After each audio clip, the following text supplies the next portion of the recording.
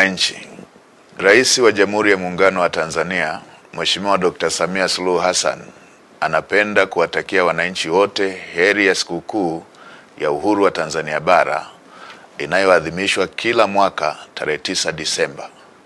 Aidha, serikali inawashauri wananchi wote ambao tarehe 9 Disemba 2025 hawatakuwa na dharura kuitumia siku hiyo kwa mapumziko, hivyo kusherehekea siku hiyo wakiwa nyumbani, isipokuwa kwa wale ambao majukumu yao ya kazi yanawataka kuwepo katika vituo vyao vya kazi kama ambavyo wataelekezwa na viongozi wao.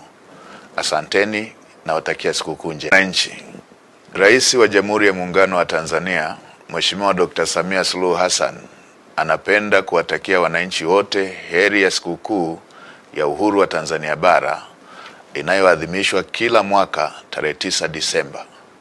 Aidha, serikali inawashauri wananchi wote ambao tarehe 9 Disemba 2025 hawatakuwa na dharura kuitumia siku hiyo kwa mapumziko, hivyo kusherehekea siku hiyo wakiwa nyumbani, isipokuwa kwa wale ambao majukumu yao ya kazi yanawataka kuwepo katika vituo vyao vya kazi kama ambavyo wataelekezwa na viongozi wao. Asanteni na watakia sikukuu njema.